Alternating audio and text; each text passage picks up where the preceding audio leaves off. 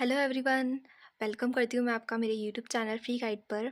और अगर आपको भी लगता है कि मॉडल्स कब कहाँ कैसे यूज़ करना चाहिए और बहुत कन्फ्यूजन होता है, तो आप एकदम सही वीडियो पर आए हैं। और इस वीडियो में एंड में मैं आपको प्रैक्टिस क्वेश्चंस भी कराऊंगी, तो एंड तक ज़रूर बने रहना। आज इस वीडियो में हम पढ़ने वाले हैं will, shall, would, should, can, could, may, might, must and need. इन सभी मॉडल्स के बारे में हम पढ़ने वाले हैं, और मॉडल्स क्या होता है उसके बारे में भी हम पढ़ेंगे। सो बिना किसी टाइम वेस्ट के हम स्टार्ट करते हैं।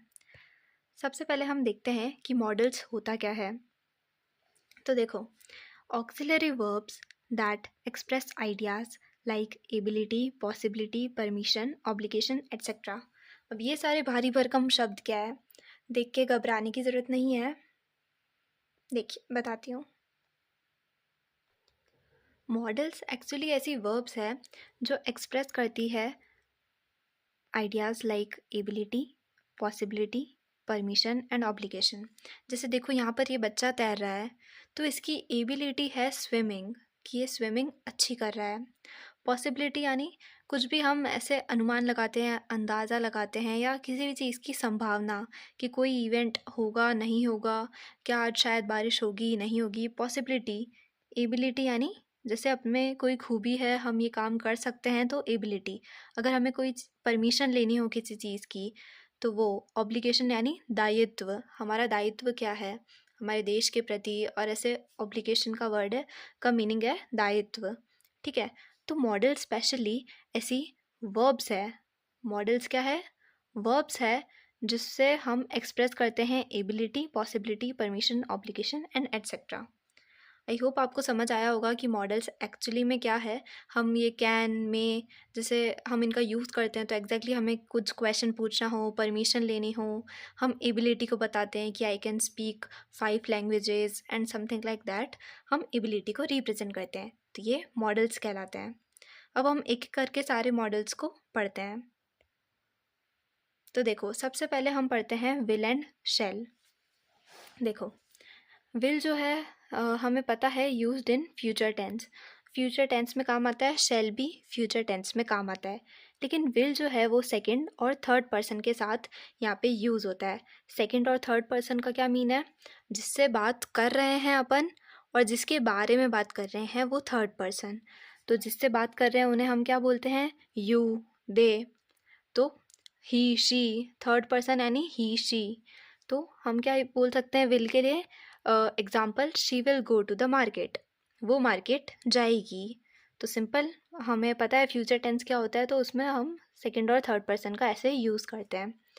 इधर शैल में हम फर्स्ट पर्सन का यूज़ करते हैं। फर्स्ट पर्सन का कैसे?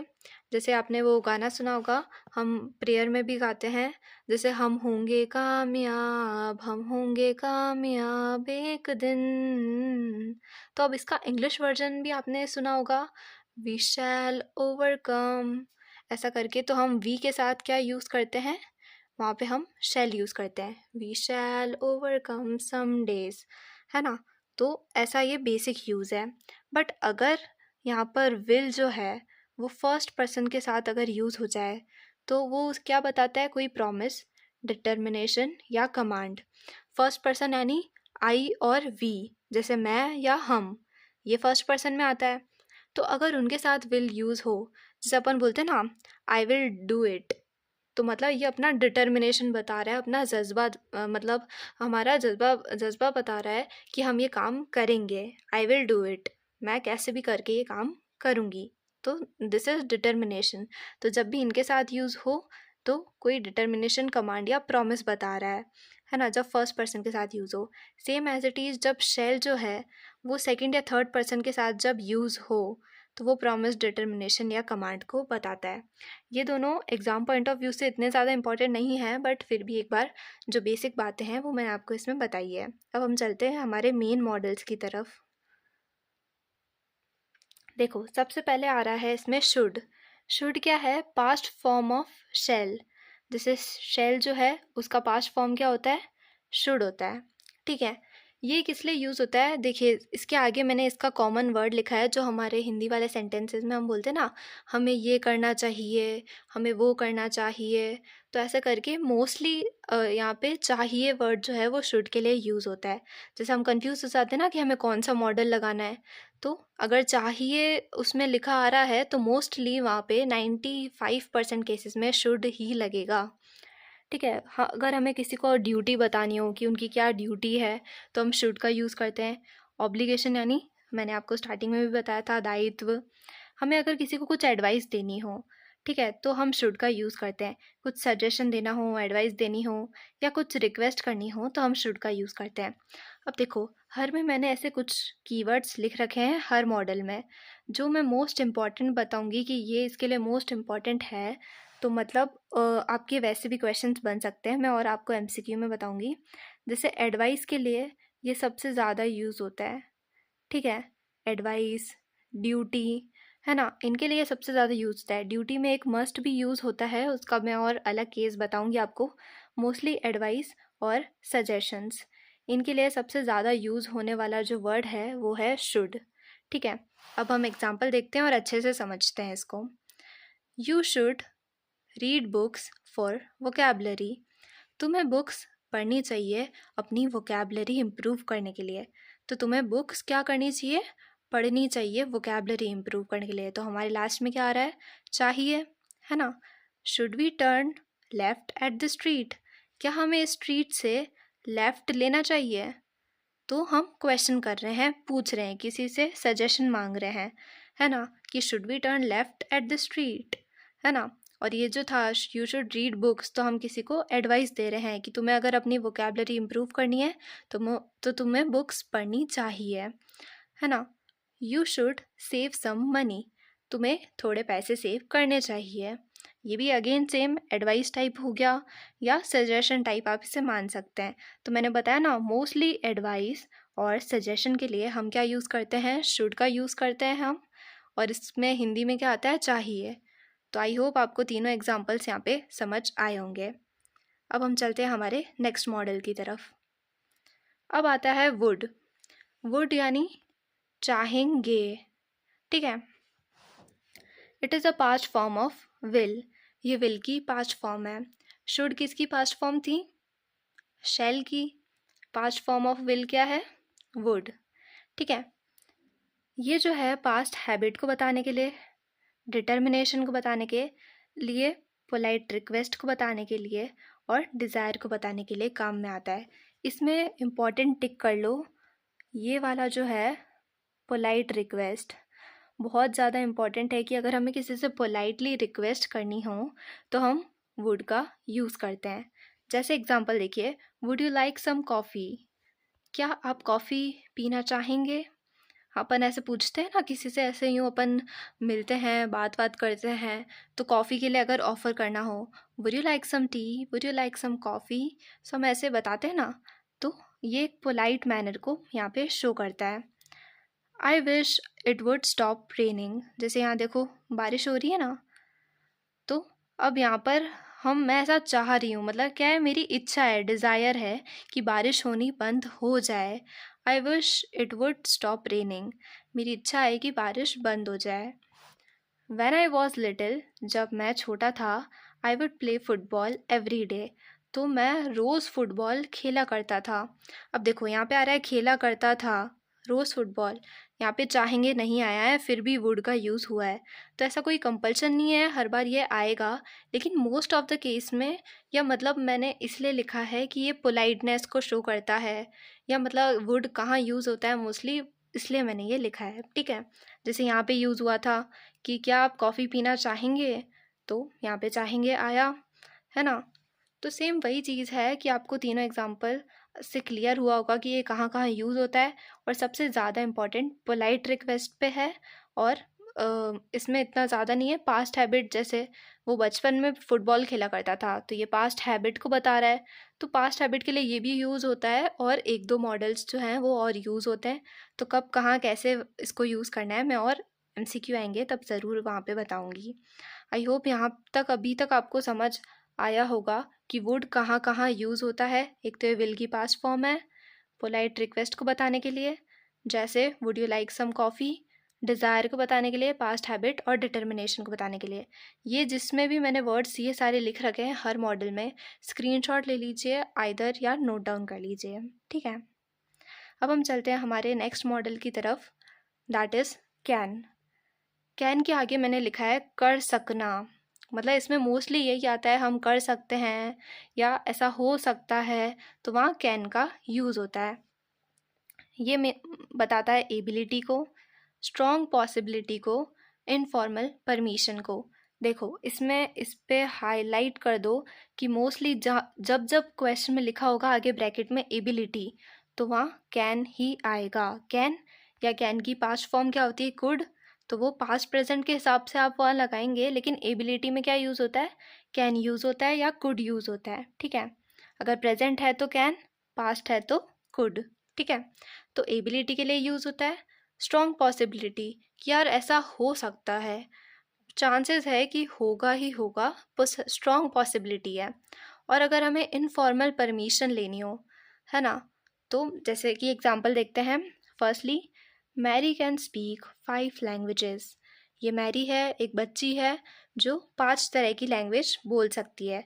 तो ये इसकी एबिलिटी बता रहे हैं कि ये बच्ची 5 लैंग्वेज बोल सकती है, तो एबिलिटी को शो करता है।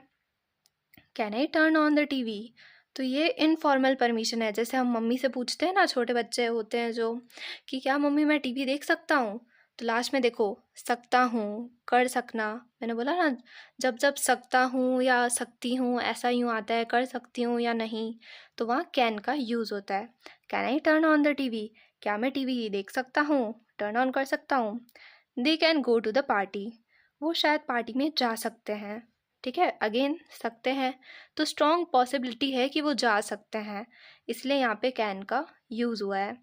आई होप आपको कैन वाला वर्ड समझ आया होगा। अब हम चलते हैं हमारे नेक्स्ट मॉडल पे। कुड। कुड जो है वो क्या है, past form of can. Can की पास्ट फॉर्म है। अगेन एबिलिटी ऑफ पास्ट, ऐसी चीज़ जो हम पास्ट में करा करते थे, तो उसके लिए हम कुड यूज़ करेंगे। पोलाइट रिक्वेस्ट, एक पोलाइट रिक्वेस्ट अपन ने वुड वाले में भी यूज़ किया था, तो मोस्टली वुड यूज़ होता है जब जब पोलाइट रिक्वेस्ट आया है, और कभी कभी कुड यूज़ हो जाता है, तो वो आगे एमसीक्यू जब आएंगे तो वहाँ मैं आपको डिस्कस करूँगी, ठीक है।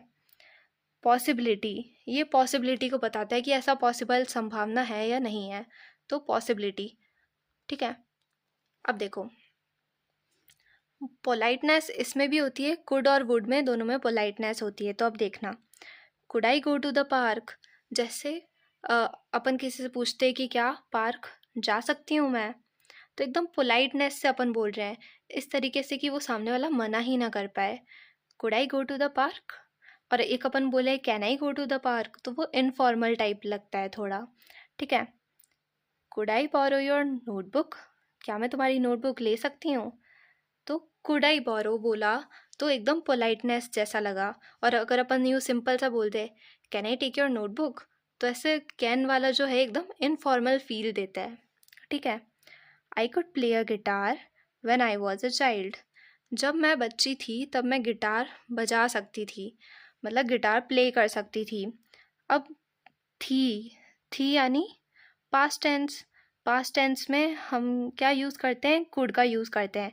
तो अब ये मत बोलना यहाँ पे तो ये एबिलिटी बता रहा है तो कैन का यूज़, भाई जब वो बच्ची थी तब वो ऐसा कर सकती थी, अभी क्या पता करती हो या नहीं करती हो।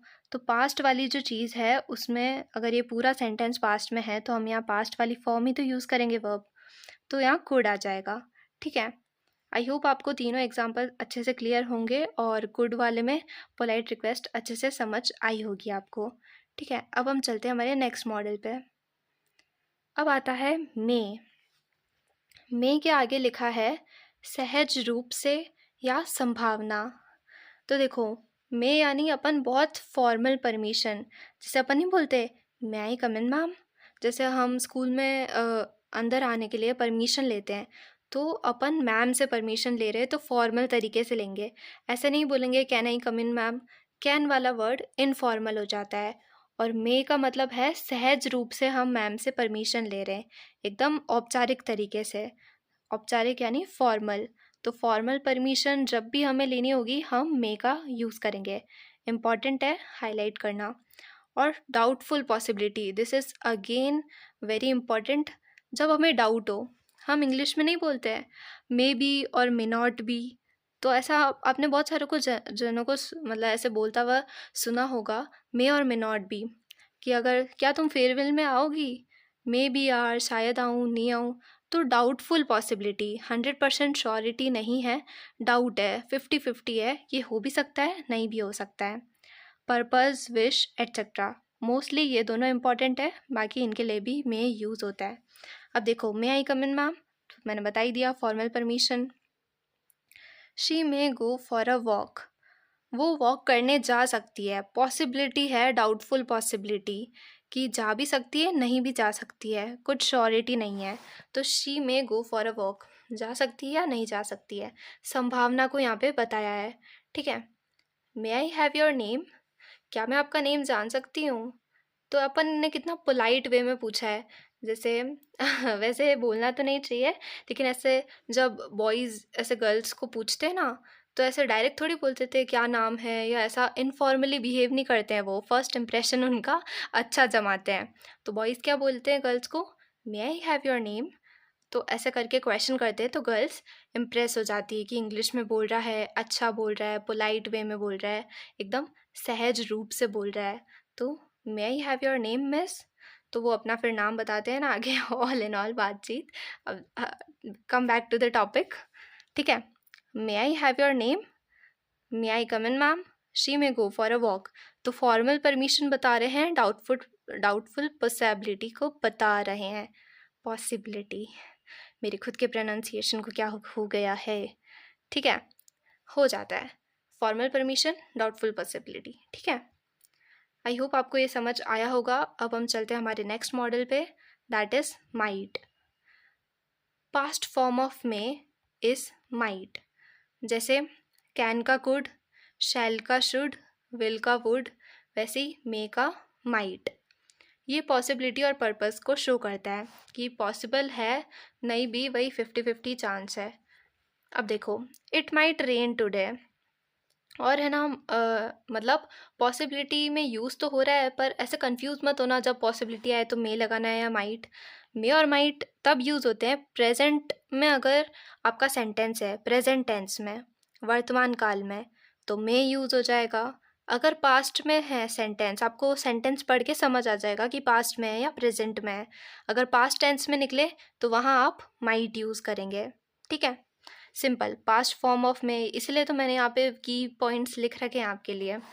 तो पास्ट फॉर्म, अगर पास्ट में सेंटेंस है तो माइट लिखेंगे, प्रेजेंट में है तो मे लिखेंगे। ठीक है, तो पॉसिबिलिटी को बताता है, पर्पस को बताता है।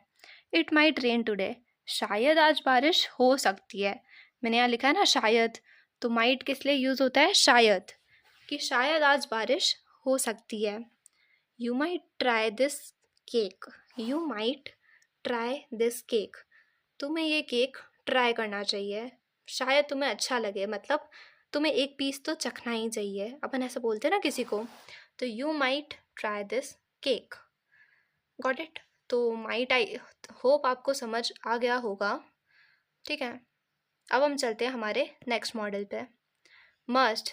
It is very very very important. Must जो है, इसके मैंने यहाँ पे लिख रखा है अवश्य, मतलब करना ही है, एकदम कंपल्शन हो गया है, कंपल्सरी हो गया है कि करना ही करना है।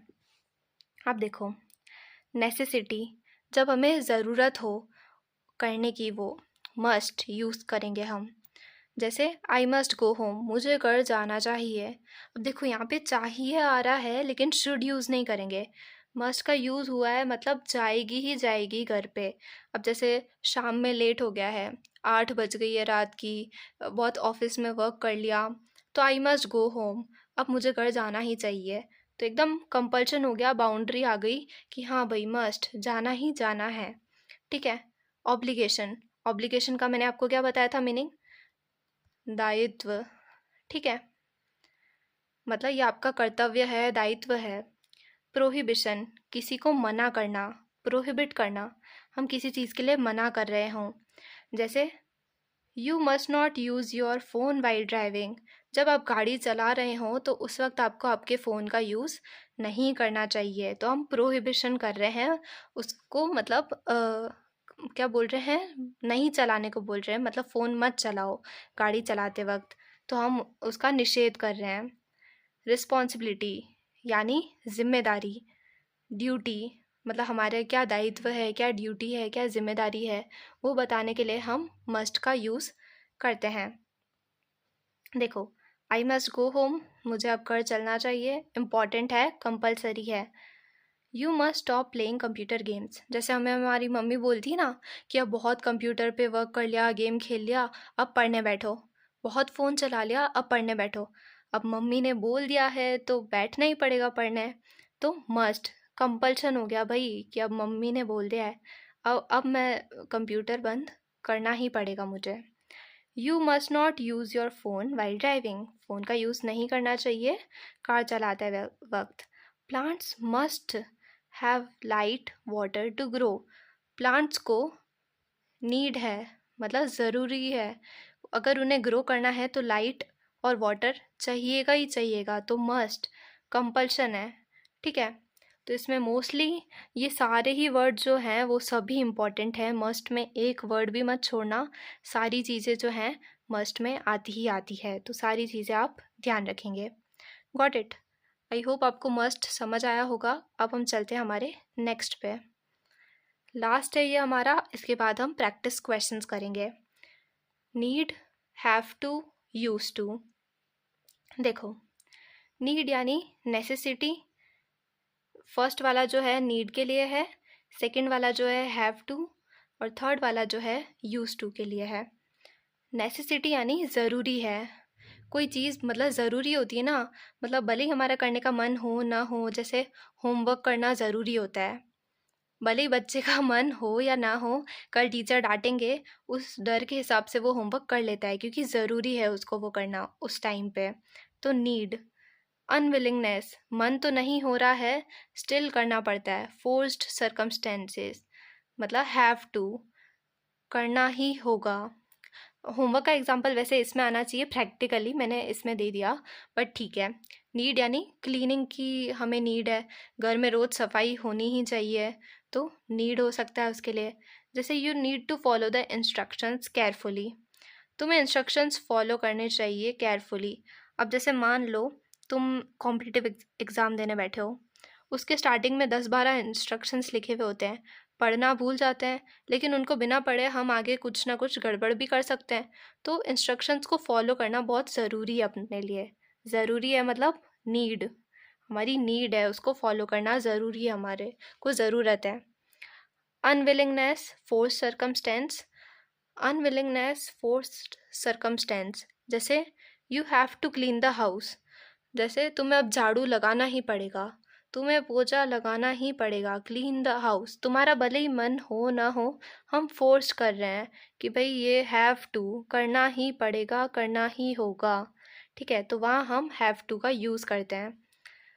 और यूज टू यानी पास्ट हैबिट या रिपीटेड एक्शंस इन पास्ट, जैसे I am not use to eating so much for the breakfast, मैं ब्रेकफास्ट में ज़्यादा खाने की यूज टू नहीं हूँ, मतलब बहुत टाइम से। रिपीटेड एक्शंस क्या बोल रहे हैं कि बहुत टाइम से वो जो है लाइट ब्रेकफास्ट करती है, वो ज़्यादा नहीं खाती है ब्रेकफास्ट में, तो यूज टू नहीं है, हैबिचुअल नहीं है ज़्यादा खाने की ब्रेकफास्ट में। ठीक है, तो use to repeated actions in past और पास्ट हैबिट के लिए यूज़ होता है।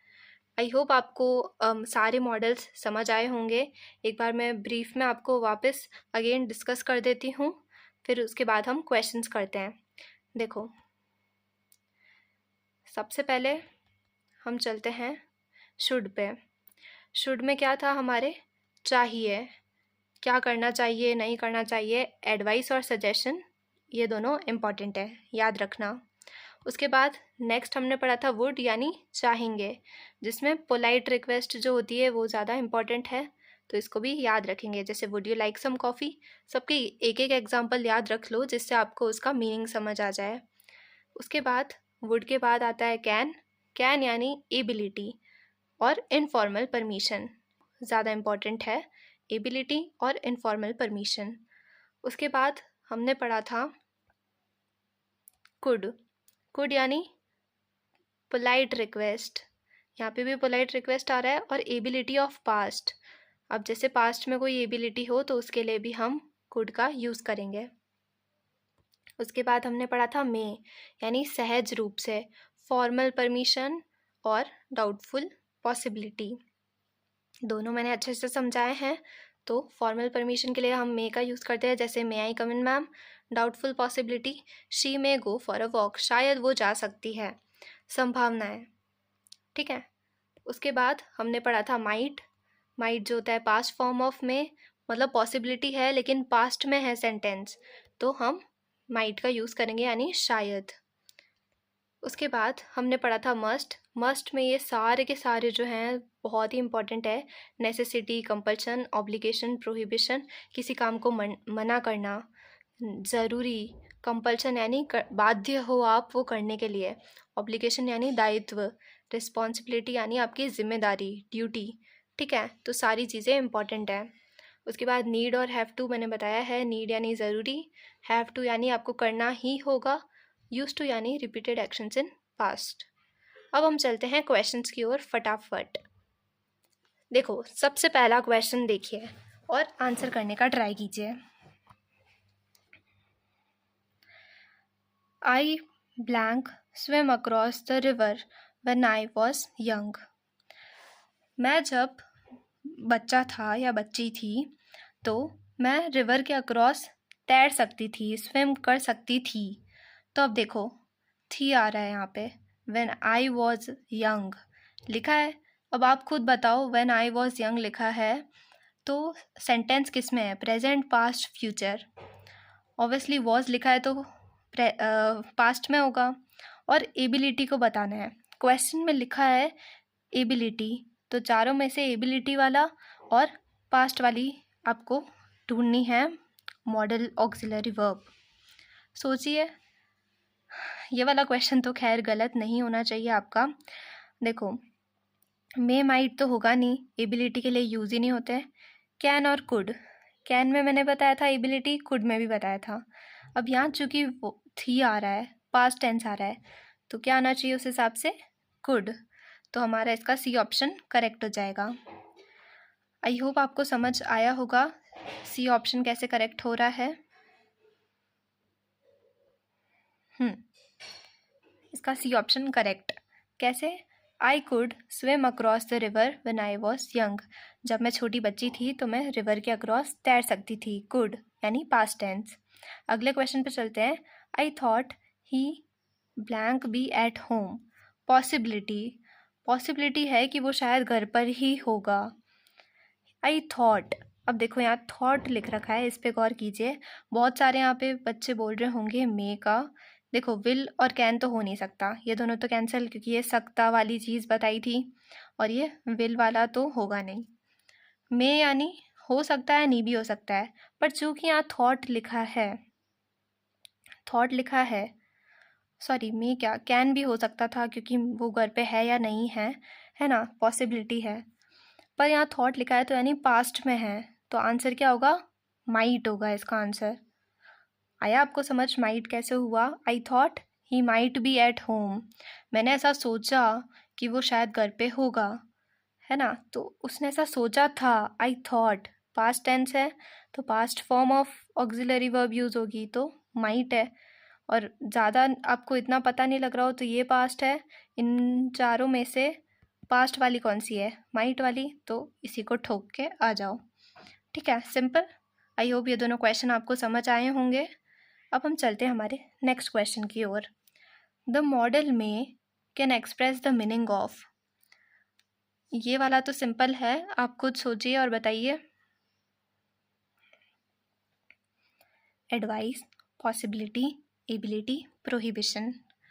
एबिलिटी के लिए हमें पता है हम कैन का यूज़ करते हैं, ठीक है, तो एबिलिटी तो होगा नहीं। मे यानी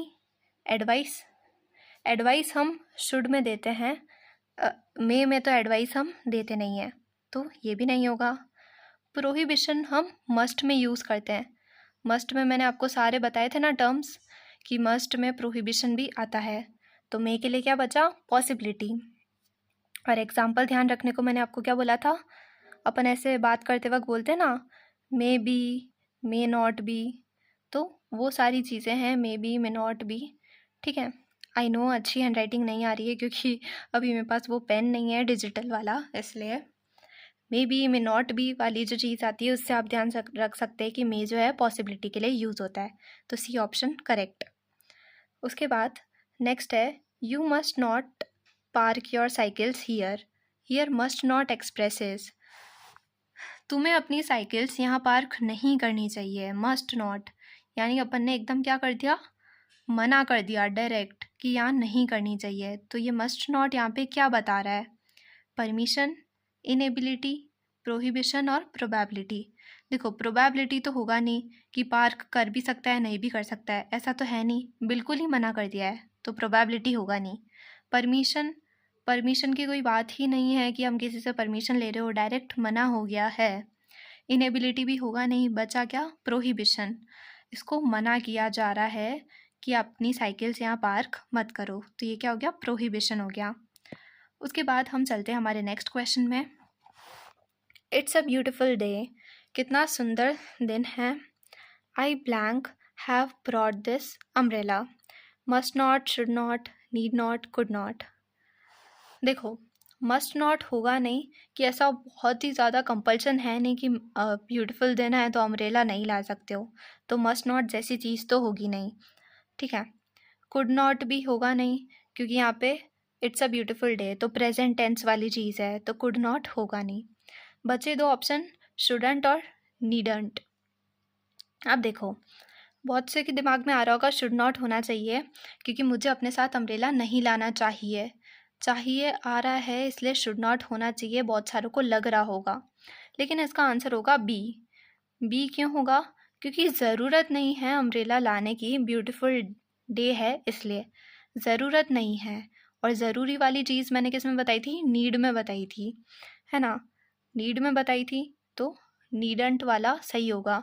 it's a beautiful day, I need not have brought this umbrella, मुझे अम्ब्रेला लाने की ज़रूरत नहीं थी। ठीक है, उसके बाद नेक्स्ट क्वेश्चन पे चलते हैं। You should blank your phone call with an email और अ लेटर।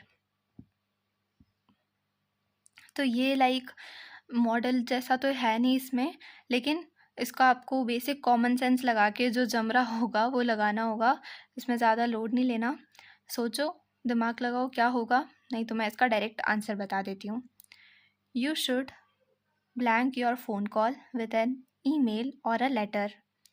तो you should take on your phone call, तुम्हें अपना फ़ोन उठा लेना चाहिए, ऐसा। You should take on your phone call with an email और अ लेटर। ठीक है, नेक्स्ट क्वेश्चन पे हम चलते हैं।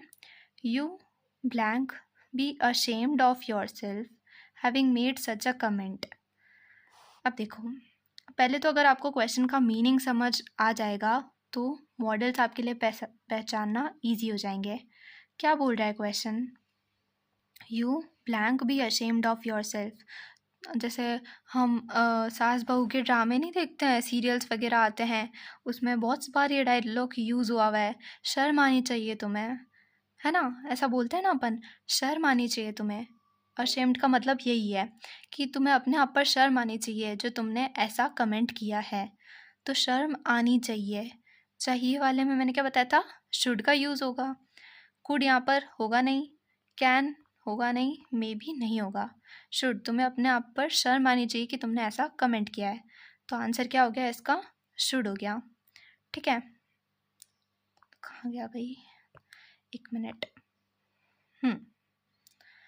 यहाँ पे इसका आंसर क्या होगा? शुड होगा। और यहाँ पे नीड नॉट, यहाँ पे take on. He chased the thief as far as he blank. देखो थीफ यानी चोर, वो चोर को ही चेस्ड द थीफ, वो चोर को पकड़ सकता था, जितना उससे पॉसिबल था उतना उसने उसको पकड़ने का ट्राई किया। चेस्ड, ईडी, यानी पास्ट टेंस की बात हो रही है। अगर मैं ज़्यादा कुछ न भी सोचूं तो पास्ट टेंस वाली कौन सी चीज़ आ रही है? अकेला कुड ही आ रहा है, तो एलिमिनेशन से भी हमने इस क्वेश्चन को सॉल्व कर दिया। और बाकी यूँ लॉजिक लगाया जाए तो मे वाली चीज़ यहाँ पे आएगी नहीं। कैन यानी एबिलिटी को बता रहा है, लेकिन क्योंकि ये पास्ट टेंस है तो कैन का पास्ट कुड होता है, तो यहाँ पे कुड होगा। ठीक है, कुड इसका सही आंसर हो गया। नेक्स्ट क्वेश्चन पे हम चलते हैं।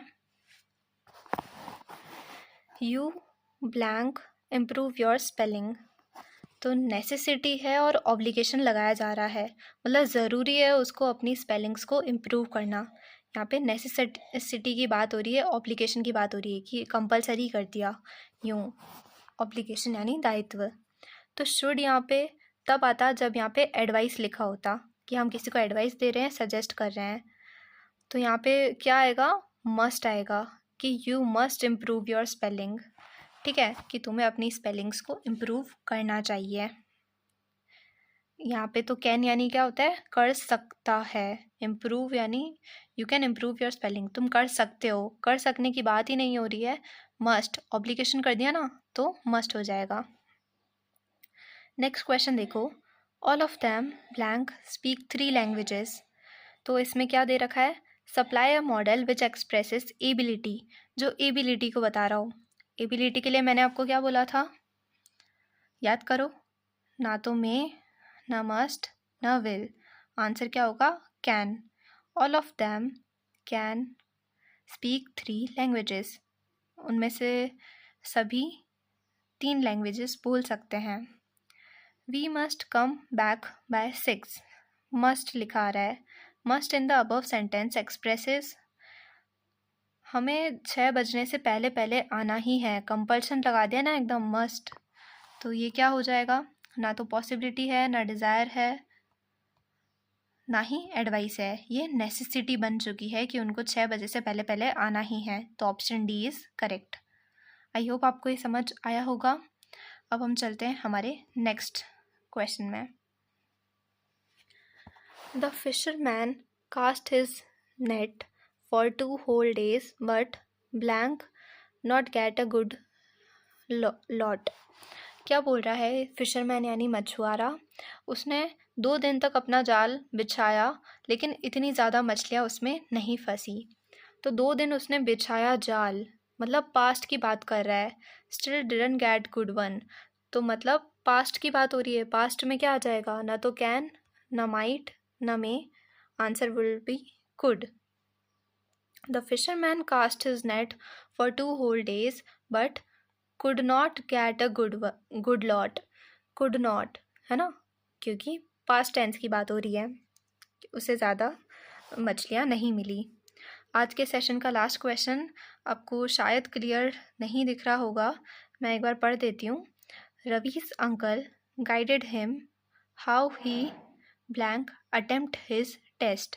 उसे अपने टेस्ट को कैसे अटेम्प्ट करना चाहिए। मैं इसको थोड़ा जूम कर देती हूँ, it will be better, I think so. Ravi's uncle guided him, guide किया रवि के अंकल ने उसको कि उसे अपना टेस्ट जो है कैसे अटेम्प्ट करना चाहिए। गाइड कर रहे हैं और कैसे अटेम्प्ट करना चाहिए। चाहिए वर्ड आ रहा है, चाहिए वर्ड मैंने आपको किस में बताया था, शुड में। तो आंसर विल बी। कैन सकने की बात हो रही है, मे यानी होगा नहीं, विल भी यहाँ पे होगा नहीं।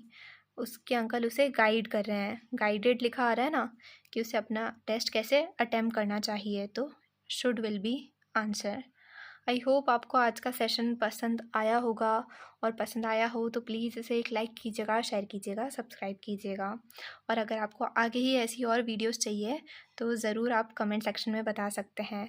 And thank you so much.